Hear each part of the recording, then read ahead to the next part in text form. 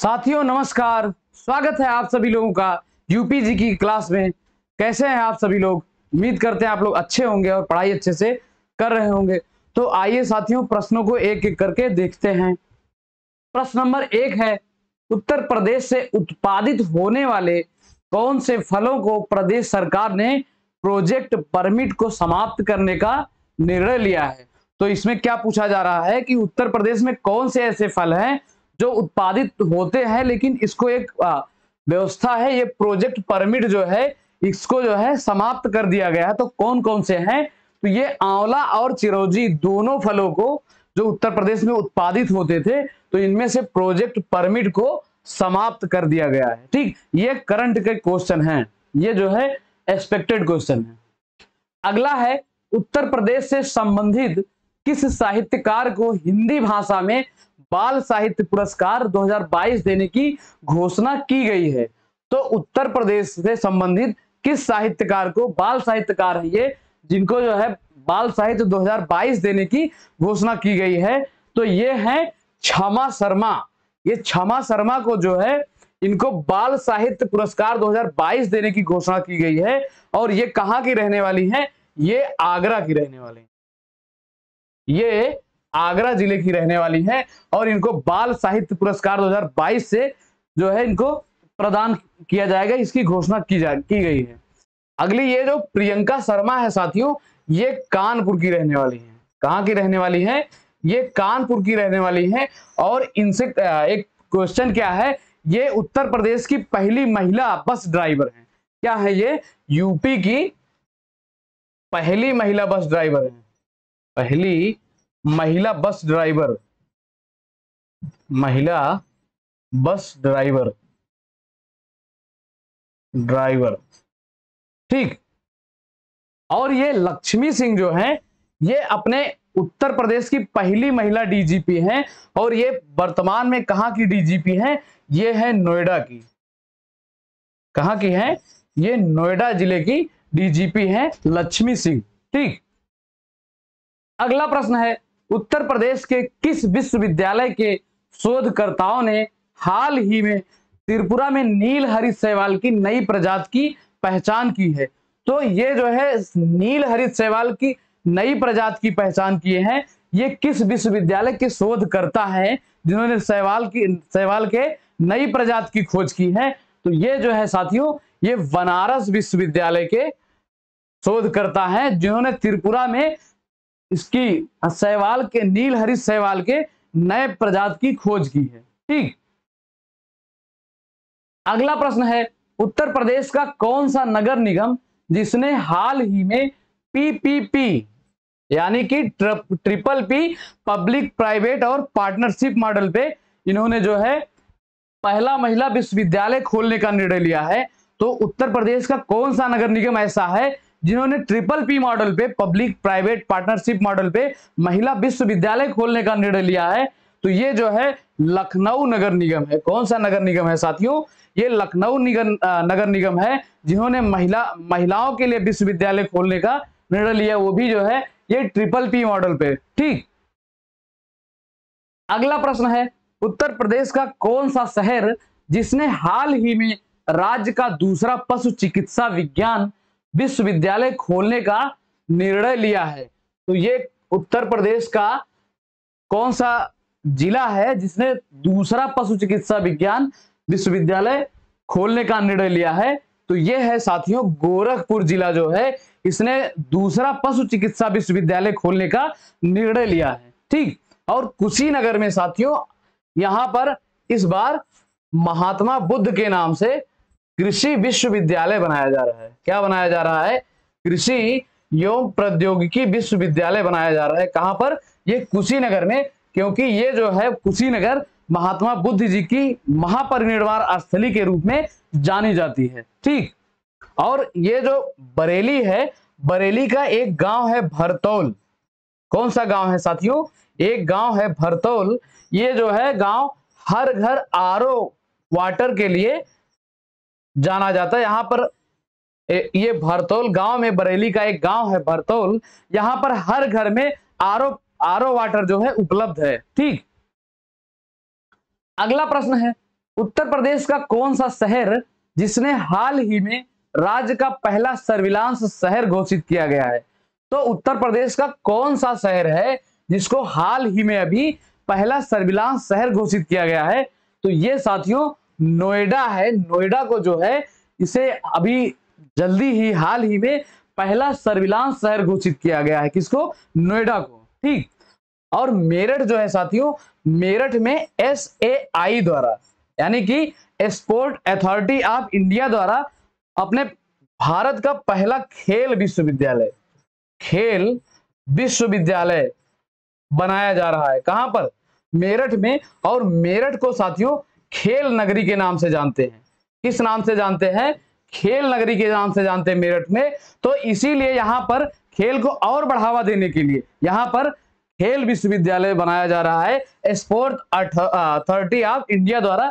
ये बॉडी पूछी जा सकती है या तो ये पूछा जा सकता है कि किस जिले में बनाया जा रहा है खेल विश्वविद्यालय। ठीक। अगला प्रश्न है, उत्तर प्रदेश स्थित कौन सा विश्वविद्यालय जिसके शोधकर्ताओं ने पित्ताशय के कैंसर कैंसर के लिए जिम्मेदार म्यूटेशन, तो पित्ताशय का जो कैंसर होता है उसके लिए जिम्मेदार म्यूटेशन मतलब उत्परिवर्तन, अचानक से कोई चीज बदल जाना या परिवर्तित हो जाना, वही होता है म्यूटेशन होता है। ये साइंस का एक टर्म होता है। ठीक। तो ये जो है किस विश्वविद्यालय के शोधकर्ताओं ने पित्ताशय के कैंसर के लिए जो म्यूटेशन होता है उसकी पहचान की है? तो ये साथियों जो है इसमें से BHU जो है बनारस हिंदू विश्वविद्यालय जो है इसके शोधकर्ताओं ने पित्ताशय के कैंसर में जो म्यूटेशन होता है उसकी जो है पहचान की है। कहां के? ये BHU के शोधकर्ताओं ने। ठीक। अगला प्रश्न है, उत्तर प्रदेश का कौन से शहर में हाल ही में उत्तर प्रदेश के जल शक्ति मंत्रालय ने प्लास्टिक मुक्त स्वच्छता अभियान, कौन सा अभियान है? प्लास्टिक मुक्त स्वच्छता अभियान। उत्तर प्रदेश के ये मंत्रालय भी पूछा जा सकता है और ये जो अभियान है दोनों पूछा जा सकता है। तो इसी में ये दो प्रश्न इंक्लूडेड है। ठीक। इसमें क्या है? प्लास्टिक मुक्त स्वच्छता अभियान कहां पर शुरू किया, पहला क्वेश्चन। और दूसरा है कि ये किस मंत्रालय द्वारा शुरू किया गया है। ठीक। तो ये जल शक्ति मंत्रालय द्वारा शुरू किया गया है। और कहां पर शुरू किया गया है? ये वाराणसी में शुरू किया गया है। कहां पर? वाराणसी में जल शक्ति मंत्रालय द्वारा प्लास्टिक मुक्त स्वच्छता अभियान शुरू किया गया है। ठीक। और इसी वाराणसी में साथियों हॉट एयर बैलून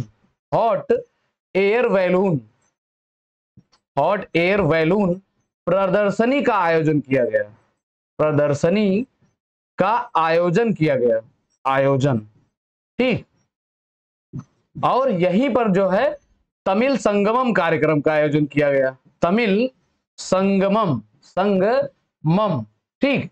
तो ये जो है ये नॉर्थ ईस्ट के जितने भी स्टेट हैं यहां पर ये कल्चर के लिए बहुत जाने जाते हैं। तो वहां के कल्चर और यहाँ के कल्चर दोनों को एक साथ कोलैबोरेट करके यहाँ के लोग वहां की संस्कृति के बारे में जाने और वहां के लोग यहाँ की संस्कृति के बारे में जानने के लिए ये जो है तमिल संगमम कार्यक्रम का आयोजन किया गया। ठीक। अगला प्रश्न है, उत्तर प्रदेश किस मंडल में राज्य सरकार ने नंदी अभयारण्य बनाने का निर्णय लिया? तो उत्तर प्रदेश सरकार ने किस मंडल में पूछा जा रहा है इसमें, तो किस मंडल में नंदी अभयारण्य बनाने का निर्णय लिया गया है? तो ये मुरादाबाद जो मंडल है साथियों, यहां पर उत्तर प्रदेश सरकार द्वारा नंदी अभयारण्य बनाने का निर्णय लिया गया है। तो अभी ये नंदी अभयारण्य की बात आई है तो एक गौ अभयारण्य बनाया जा रहा है। क्या बनाया जा रहा है? गौ अभयारण्य। ये कहां पर बनाया जा रहा है साथियों? तो ये गौ अभयारण्य जो है ये मुजफ्फरनगर में बनाया जा रहा है। मुजफ्फरनगर में बनाया जा रहा है गौ अभयारण्य। ठीक। तो नंदी अभयारण्य किस मंडल में बनाया जा रहा है? ये मुरादाबाद मंडल में बनाया जा रहा है। और गौ अभयारण्य कहां पर बनाया जा रहा है? मुजफ्फरनगर जिले में। अगला प्रश्न है, उत्तर प्रदेश सरकार ने आंगनवाड़ी केंद्रों पर बच्चों की ऑनलाइन पढ़ाई के लिए कौन सा ऐप लॉन्च किया है? तो प्रदेश सरकार ने आंगनवाड़ी केंद्रों पर बच्चों की पढ़ाई के लिए एक ऑनलाइन प्लेटफॉर्म, एक ऐप लॉन्च किया है। तो वो कौन सा ऐप है साथियों? वो है बाल पिटारा ऐप। ठीक। उत्तर प्रदेश सरकार द्वारा आंगनबाड़ी केंद्रों पर बच्चों की ऑनलाइन पढ़ाई के लिए कौन सा ऐप लॉन्च किया गया है? ये बाल पिटारा ऐप लॉन्च किया गया है। ठीक, और ये उद्यम सारथी ऐप जो है साथियों, ये उत्तर प्रदेश सरकार द्वारा जो ओडीओपी व्यवस्था चलाई जा रही है, उसमें स्किल को कैसे डेवलप करें, कैसे अपने ग्रामीण लेवल पर किस प्रोडक्ट को उत्पादित करें और उसको कैसे सेल करें, तो इसके लिए जो है ये उद्यम सारथी ऐप में ट्रेनिंग दी जा रही है। इसमें एक ट्रेनिंग दी जा रही है, इससे युवा जो है इससे ट्रेनिंग लेंगे और उनको उनकी स्किल में थोड़ा इंप्रूवमेंट होगा, तो वो अपने स्तर से अपने ग्रामीण चीजों को बाहर सेल और बेच और खरीद सकते हैं।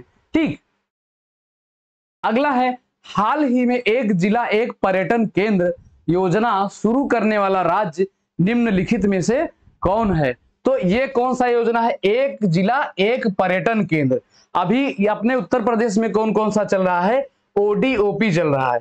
ओडीओपी यानी कि एक जिला एक उत्पाद चल रहा है। और एक योजना नेपाल से प्रेरित होकर चल रही है, एक ग्राम एक योजना। एक ग्राम एक उत्पाद। ठीक, तो ये तो दो हो गया। एक हो गया एक जिला एक उत्पाद और दूसरा हो गया एक ग्राम एक उत्पाद। और ये तीसरा कौन सा है? एक जिला एक पर्यटन केंद्र योजना कहां पर चलाई जा रही है? ये अपने प्यारे उत्तर प्रदेश में चलाया जा रहा है साथियों। ठीक, तो एक करके ये तीन हो गया। कौन कौन सा? एक जिला एक उत्पाद, दूसरा एक गांव एक उत्पाद और तीसरा ये हो गया एक जिला एक पर्यटन। ठीक, अगला प्रश्न है, उत्तर प्रदेश सरकार ने राज्य के परिषदीय स्कूलों में किस देश की तर्ज पर स्वच्छता पाठशाला लगाने का निर्णय लिया है? तो उत्तर प्रदेश सरकार ने परिषदीय स्कूलों में निर्णय लिया गया है। ठीक, किसके लिए? किस देश की तर्ज पर, यानी कि किस देश से प्रेरित होकर क्या चलाया जा रहा है? स्वच्छता पाठशाला लगाने की निर्णय लिया गया है। तो ये जो है जापान की सहायता से साथियों, ये परिषदीय स्कूलों में कौन सा ये आयोजन किया जा रहा है? जापान के तर्ज पर स्वच्छता पाठशाला लगाने का निर्णय लिया गया है। ठीक, और ये रसिया की सहायता से साथियों अमेठी के कोरबा में, अमेठी का एक स्थान है कोरबा। कौन सा स्थान है? अमेठी का कोरबा स्थान है। यहां AK-47 को रिप्लेस करके AK-207 क्या है? AK-207 इसको जो है अमेठी के कोरबा में रसिया की सहायता से निर्माण किया जा रहा है। ठीक, अगला प्रश्न है, हाल ही में उत्तर प्रदेश सरकार ने गिद्धों के संरक्षण को बढ़ावा देने के लिए के उद्देश्य से राज्य के किस जिले में गिद्ध पक्षी रेस्टोरेंट खोलने का निर्णय लिया गया है? तो ये इसमें जरूरी है क्या? गिद्ध पक्षी रेस्टोरेंट खोलने का निर्णय लिया गया है। और कहां पर यह निर्णय लिया गया है साथियों? तो ये मिर्जापुर में क्या निर्णय लिया गया? गिद्ध पक्षी रेस्टोरेंट का खोलने का निर्णय लिया गया है, क्योंकि गिद्धों की संख्या बहुत ही कम हो गई है। ये अपने इन्वायरमेंट में बहुत अच्छा योगदान देते थे, ये सफाई का काम करते थे, जो भी मांस इधर उधर कुछ भी था तो ये खा पी के अपना सही कर देते थे। लेकिन इनकी संख्या कैसे कम हो गई? जानवरों के पेट दर्द की एक दवा खिलाई जाती थी, इसका नाम ही पूछा जाता है। तो इसका नाम है साथियों डिक्लोफिनेक। ये जानवरों को पेट दर्द की दवा खिलाई जाती थी डिक्लोफिनेक नाम से। तो जब जानवर मर जाता था और उसको गिद्ध खाते थे, गिद्ध उसको खा जाते थे, तो जब गिद्ध खाते थे तो इसी डिक्लोफिनेक दवा के कारण इनकी संख्या घटती गई। यानी कि जानवर दवा खाता था और जानवर को गिद्ध खाते थे, और तो जो दवा था, दवा का प्रभाव इनकी बॉडी में भी प्रवेश करता था, तो इससे इनकी मृत्यु होने लगी ज्यादा से ज्यादा। और अभी ये दवा जो है ये बैन कर दी गई है। ठीक, बंद कर दिया गया है। अब डिक्लोफिनेक नाम की पेट दर्द दवा जो है अब नहीं मिलेगी, बंद कर दिया गया है। किस लिए? क्योंकि गिद्ध जो है मर जा रहे थे। तो उसको संरक्षण देने के लिए, उसको बढ़ावा देने के लिए ये गिद्ध संरक्षण के लिए गिद्ध पक्षी रेस्टोरेंट कहां पर खोला गया है? ये मिर्जापुर में खोला गया है। ठीक, अगला प्रश्न है, सरयू नहर राष्ट्रीय परियोजना का उद्घाटन प्रदेश के किस स्थान से किया गया? तो ये सरयू नहर राष्ट्रीय परियोजना का उद्घाटन प्रदेश के किस शहर में किया गया था? तो ये जो है साथियों ये बलरामपुर से किया गया था। सरयू नहर राष्ट्रीय परियोजना का उद्घाटन। ठीक, और ये औरैया जो है, औरैया का एक स्थान है साथियों दिबियापुर। कौन सा स्थान है? दिबियापुर। तो यहां दिबियापुर में जो है साथियों, यहां पर सोलर प्लांट लगाया गया, वो भी कैसा? तैरता हुआ। तो इसको क्या लिखेंगे? तैरता हुआ सौर प्लांट, तैरता हुआ solar plant, solar plant. Question ऐसे भी बन सकता है कि तैरता हुआ सोलर प्लांट उत्तर प्रदेश में कहां पर लगाया गया है? तो ये औरैया के दिबियापुर स्थान पर बनाया गया है, जो ये औरैया के दिबियापुर स्थान पर तैरता हुआ सोलर प्लांट। ठीक, और रायबरेली जो आया है, तो रायबरेली में जो है रानी रामपाल के नाम से एक हॉकी स्टेडियम बनाया जा रहा है। क्या बनाया जा रहा है? हॉकी स्टेडियम बनाया जा रहा है, स्टेडियम बनाया जा रहा है। ये हॉकी खिलाड़ी रानी रामपाल के नाम से, रानी रामपाल के नाम से रायबरेली जिले में एक हॉकी स्टेडियम बनाया जा रहा है। ठीक, अगला प्रश्न है, प्रधानमंत्री जी ने गंगा एक्सप्रेस वे की आधारशिला उत्तर प्रदेश के किस जिले में रखा था? तो अपने पीएम मोदी जी ने ये गंगा एक्सप्रेस वे की आधारशिला, यानी कि ये कहां से शुरू हुई है गंगा एक्सप्रेस वे, कहां से इसका निर्माण कार्य शुरू हुआ है, तो ये किस जिले से शुरू हुआ था? तो ये शाहजहांपुर से जो है ये गंगा एक्सप्रेस वे का निर्माण कार्य शुरू हुआ था, और अपने पीएम मोदी जी ने यहां पर जो है इसकी आधारशिला रखी है। कहां पर? शाहजहांपुर में। ठीक, और ये कन्नौज का पुराना नाम है कान्य कुंज, कान्य कुंज। इसको क्या कहते हैं? कान्य कुंज या कान्य कुंज, कान्य कुंज। और इसका एक नाम और है साथियों, क्या है? इसको पूर्व का ग्रास भी कहते हैं। कन्नौज को क्या कहते हैं? पूर्व का ग्रास कहते हैं। और इसका एक नाम है, इसको इत्र नगरी के नाम से जानते हैं, इत्र नगरी। किसको जानते हैं? ये कन्नौज को जानते हैं इत्र नगरी के नाम से। ठीक, ये गाजियाबाद जिला जो है साथियों, ये ग्रीन बॉन्ड जारी करने वाला पहला जिला है। ग्रीन बॉन्ड जारी किसने किया है? ये गाजियाबाद जिले ने ग्रीन बॉन्ड जारी किया है। और किस लिए किया है? वाटर हार्वेस्टिंग के लिए, पानी को सुरक्षित और सुनियोजित ढंग से उपयोग करने के लिए ग्रीन बॉन्ड जारी किया है गाजियाबाद जिला। ठीक, अगला प्रश्न है, उत्तर प्रदेश की पहली महिला पुलिस कमिश्नर निम्न में से कौन नियुक्त हुई है? तो इसमें से कौन सी हैं जो उत्तर प्रदेश की पहली महिला पुलिस कमिश्नर नियुक्त हुई हैं? तो ये है साथियों लक्ष्मी सिंह। लक्ष्मी सिंह जो है उत्तर प्रदेश की पहली महिला पुलिस कमिश्नर नियुक्त हुई हैं, और ये वर्तमान में किस जिले की महिला पुलिस कमिश्नर है? नोएडा जिले की, नोएडा जिले की ये वर्तमान में महिला पुलिस कमिश्नर है। ठीक, तो जहां पर पहला शब्द आ जाए इसको आप जरूर ध्यान रखेंगे, क्वेश्चन यहां से बन सकता है। ठीक, अगला है ये सानिया मिर्जा। तो सानिया मिर्जा जो है ये मिर्जापुर की रहने वाली है, मिर्जापुर की रहने वाली है। और इनके बारे में क्या है कि इन्होंने, ये पहली मुस्लिम महिला हैं जिन्होंने एनडीए परीक्षा पास की है। अपने उत्तर प्रदेश की रहने वाली हैं जिन्होंने, जो पहली मुस्लिम महिला हैं जिन्होंने एनडीए परीक्षा पास की है।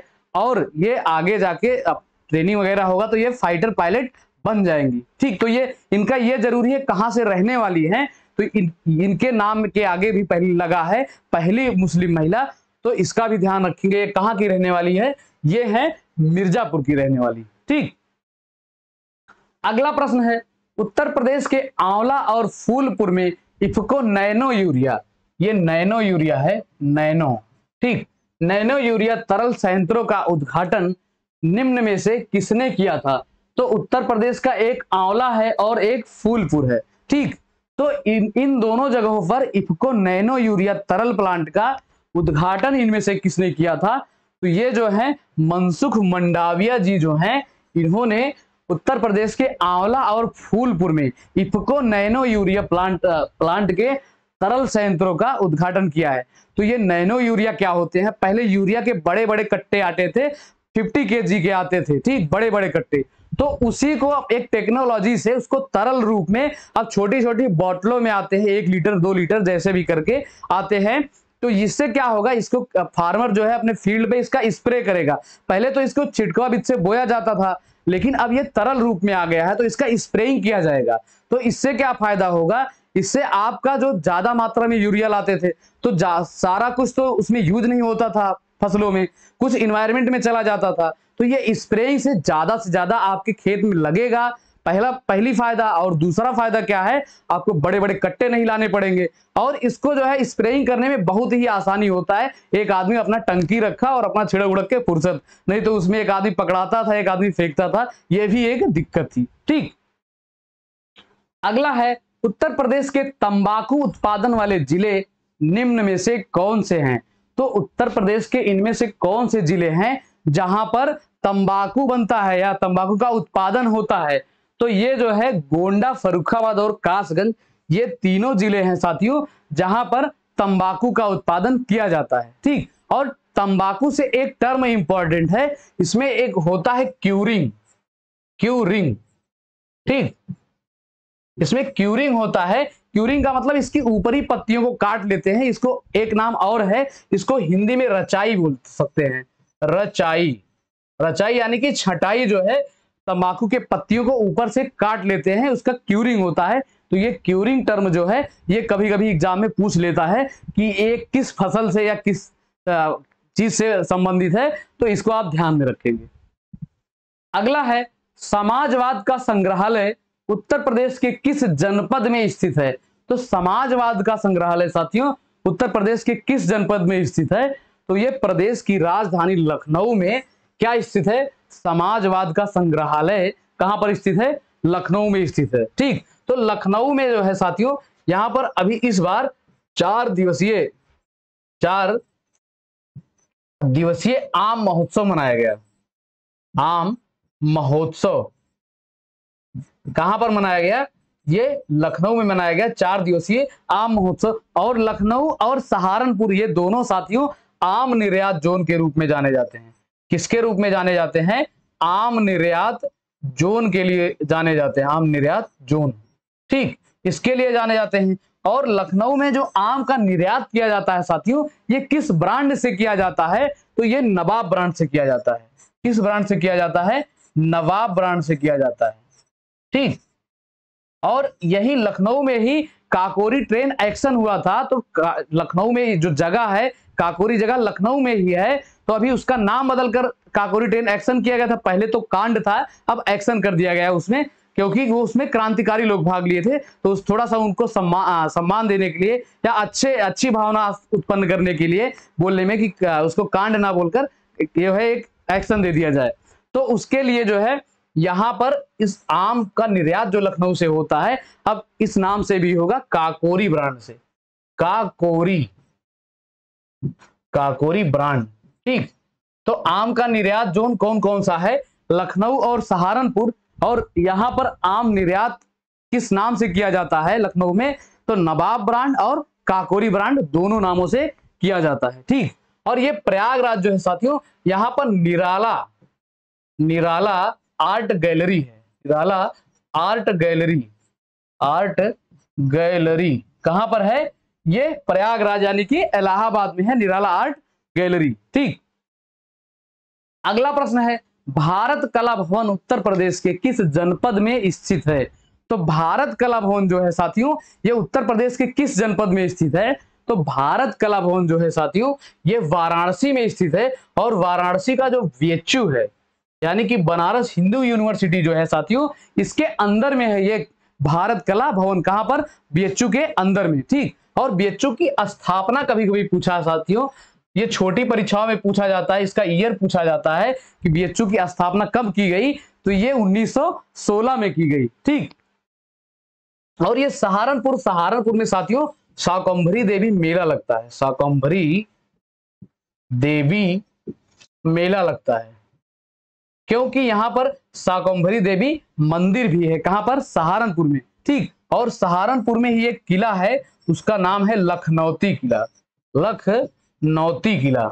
ठीक, इसको आप अच्छे से याद करेंगे क्योंकि ये लखनऊ से लखनौती लगा सकते हैं, तो कंफ्यूजन ना क्रिएट हो इसलिए हम आपको प्रतिदिन बता देते हैं कि सहारनपुर में क्या है, लखनौती किला है। ठीक, अगला प्रश्न है ऑल इंडिया इंस्टीट्यूट ऑफ यूनानी मेडिसिन उत्तर प्रदेश के किस जनपद में स्थित है? तो ये ऑल इंडिया इंस्टीट्यूट ऑफ यूनानी मेडिसिन कहां पर स्थित है? उत्तर प्रदेश के किस जनपद में स्थित है? तो ऑल इंडिया इंस्टीट्यूट ऑफ यूनानी मेडिसिन ये उत्तर प्रदेश के गाजियाबाद जिले में स्थित है। कहां पर स्थित है? गाजियाबाद जिले में स्थित है। लखनऊ की एक यूनिवर्सिटी है साथियों, AKTU, Abdul Kalam technical university है। तो इसको एक रैंकिंग जारी किया गया था, तो उसमें जो है साथियों A++ दिया गया, A++ रैंकिंग दिया गया। तो ये रैंकिंग पूछा जा सकता है कि किस विश्वविद्यालय को या लखनऊ के किस संस्थान को दिया गया है ये रैंकिंग। तो आप याद रखेंगे किसको दिया गया है? AKTU यूनिवर्सिटी को दिया गया है A++ रैंकिंग। ठीक, अगला प्रश्न है, उत्तर प्रदेश का प्रमुख ध्रुपद संगीत किस भाषा में है? उत्तर प्रदेश का प्रमुख ध्रुपद संगीत किस भाषा में है?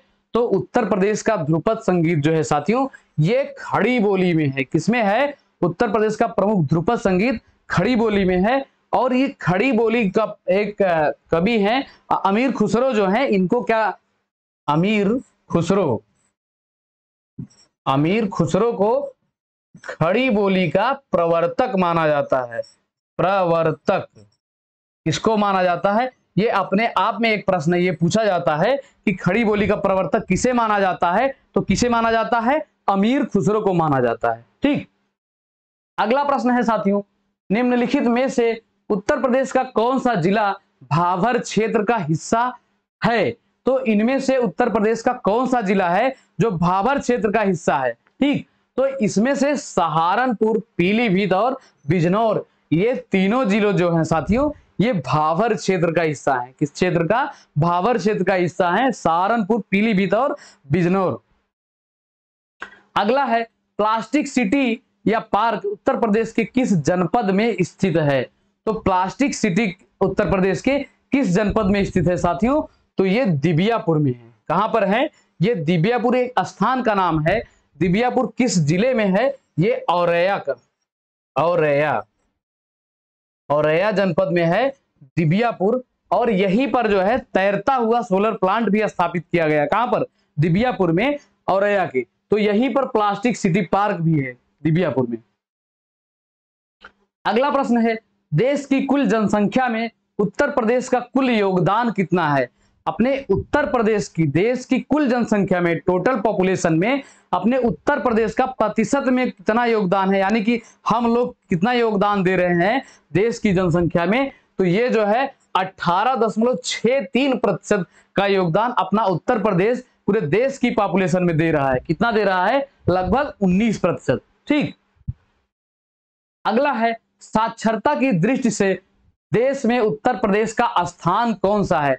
तो साक्षरता की दृष्टि से पूरे भारत देश में हम लोग किस नंबर पे आते हैं, किस स्थान पे आते हैं, यानी कि किस नंबर के पढ़े लिखे हैं हम लोग अपने जो है पूरे देश में? तो ये जो है साक्षरता की दृष्टि से हम लोग 29वें नंबर के पढ़े लिखे लोग आते हैं। कौन से? यूपी वाले। ठीक, यूपी वाले साक्षरता की दृष्टि से 29वें स्थान पे आते हैं पूरे देश में। अगला प्रश्न है, उत्तर प्रदेश में वनों की किस वर्ष में राजकीय संपत्ति, वनों को किस वर्ष में राजकीय संपत्ति घोषित किया गया?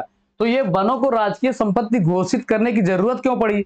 इसलिए पड़ी भाई कि जो है वनों की एकदम अंधाधुंध कटाई चल रही थी, यहाँ पर वन्य जीव सुरक्षित नहीं थे, सब कुछ जो इन्वायरमेंट इकोसिस्टम सब गड़बड़ हो रहा था, इसलिए जो है राजकीय संपत्ति घोषित किया गया इसको संरक्षित और सुरक्षित करने के लिए। तो ये कब किया गया था? ये 1935 में उत्तर प्रदेश में वनों को जो है राजकीय संपत्ति घोषित किया गया। कब किया गया? 1935 में। अगला प्रश्न है, सर्वाधिक महिला साक्षरता वाला जनपद निम्न में से कौन सा है? इनमें से कौन सा जनपद है जो सर्वाधिक महिला साक्षरता वाला जनपद है? तो ये जो है साथियों कानपुर नगर है। इसमें से ये जो है कानपुर नगर जो है ये सर्वाधिक महिला साक्षरता वाला जनपद है, कानपुर नगर। और ये गौतम बुद्ध नगर जो है यहाँ की ओवरऑल साक्षरता दर, यानी कि महिला और पुरुष दोनों में जो ओवरऑल होता है कि साक्षरता दर कहाँ की ज्यादा है, तो सबसे ज्यादा ये है गौतम बुद्ध नगर की सर्वाधिक है। ठीक, सर्वाधिक साक्षरता कहाँ की है? ये गौतम बुद्ध नगर की, और उसमें पुरुष साक्षरता अगर पूछे तो भी गौतम बुद्ध नगर की, लेकिन महिला साक्षरता अगर पूछे तो ये जो है कानपुर नगर की महिला साक्षरता दर सबसे ज्यादा है। और जो है ये श्रावस्ती जो है साथियों, यहाँ की जो है साक्षरता दर कम है। यहाँ पर श्रावस्ती जो है यहाँ पर सबसे कम पढ़े लिखे लोग, यानी कि यहाँ की साक्षरता दर सबसे कम है, लगभग 47%। यहाँ की साक्षरता दर कितना है प्रतिशत में?